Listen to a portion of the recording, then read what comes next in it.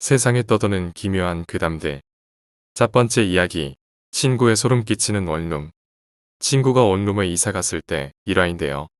급하게 방을 구해야 했는데 마침 복덕방에서 전화가 와서 친구가 원하는 이사 날짜에 집을 비워준다는 원룸이 하나 나타났죠. 복덕방 주인이 보내준 카톡 사진만 보고 깔끔하길래 그냥 냈다 계약했대요. 그리고 당일날 돼서 부랴부랴 일단 짐부터 꾸역꾸역 넣고 내일 출근해야 돼서 이불만 깔고 잠부터 잤는데 분명 원룸에서는 애완견 못 키울 텐데 밤에 자려고 불 끄고 누워있으면 위층에서 어린 강아지가 낑낑거리는 희미한 소리가 계속 들리더래요. 친구가 좀 덤덤한 성격이라 그냥 따지지는 않고 참았는데 잠을 못 잘 정도로 큰 소리는 아니어서 그냥 잠을 잤대요. 근데 그 다음날도 위층에서 낑낑거리는 희미한 소리가 또 몇 번 들리다가 잠잠해지고 또 몇 시간 있다가 낑낑거리는 소리가 들리다가 잠잠해지고 그렇게 한 3일 정도 계속 들리다가 3일 지나고 잠잠해졌대요. 그렇게 잊어버리고 일주일 정도 지났을 때였는데 화장실만 들어가면 이상한 냄새가 너무 나더래요. 변기 청소도 하고 세면대 하수구랑 욕실 물 빠지는데 락스를 뿌리고 했는데도 계속 이상한 냄새가 계속 나서 냄새나는 곳을 찾다가 욕실 천장에 보면 손으로 밀면 열리는 이상한 공간 있죠. 손으로 밀면 쑥 열리는 공간 있잖아요. 거기를 한번 쑥 밀어 올려봤는데 갑자기 마카로니 정도 크기의 구더기 수십 마리가 미친 듯이 친구 머리 위로 우수수수. 그리고는 갑자기 냄새가 푸악. 친구가 너무 놀라서 괴성을 지르면서 끼야악하고 머리를 털며 도망쳤대요. 그리고 당장 집주인한테 전화해서 빨리 오라고 했대요. 기다리는 동안 지켜보는데 열린 틈 사이로 구더기가 계속해서 한 마리 두 마리 툭툭툭툭 욕실 바닥으로 계속 떨어지더래요. 결국 집주인이 와서 놀라서는 고무장갑 끼고 우비인가 그거 입고 막 구더기 떨어지는 거 맞아가면서 위에 있는 거 꺼냈는데 그게 바로 수건으로 둘둘 감겨있는 강아지 시체였대요. 결국 밝혀진 사건의 전말은 이거였어요. 전에 살던 청년이 어떻게 강아지 한 마리를 얻어왔는데 밤마다 멍멍거리고 외박이라도 하면 밤새 낑낑거리니까 결국 입주민들이 못 참고 집주인에게 항의했대요.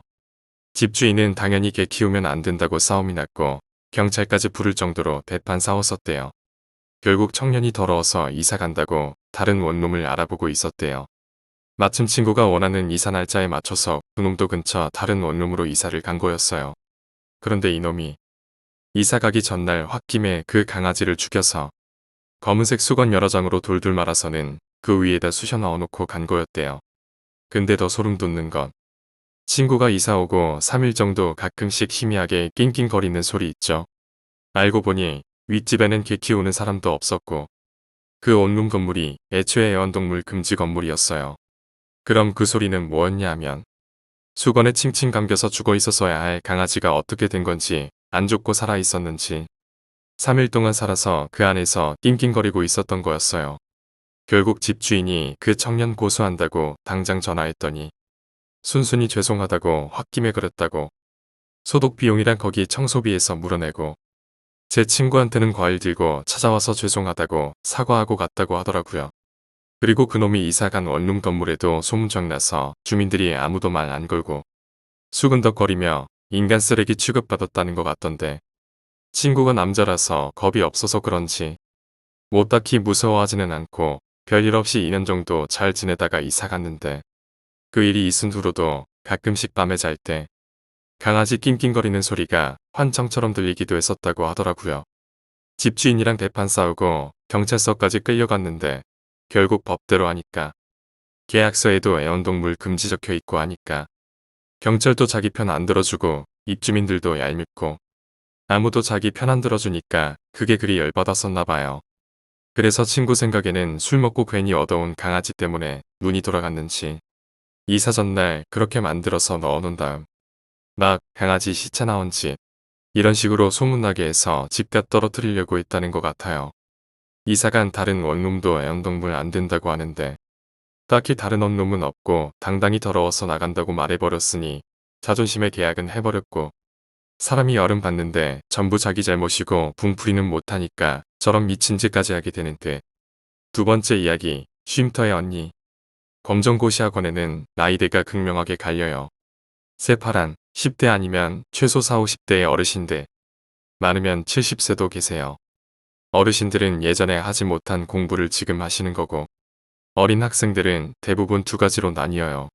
학교에서 안 좋게 잘렸거나 유학, 대안학교 등의 이유로 졸업장이 필요해서 오거나, 근데 후자는 거의 없고 전자가 대부분이었어요. 적어도 제가 다녔던 곳은 전자는 정말 쓰레기들이 많아요. 그 중에 제일 소름 끼쳤던 언니 이야기를 해볼게요. 그 언니는 그때 당시 쉼터에 있던 언니였어요. 나이는 중3이었던 걸로 기억해요. 그 언니가 쉼터에 있게 된 이야기를 너무 자랑스레해서 알게 되었는데 편의상 A언니라고 할게요.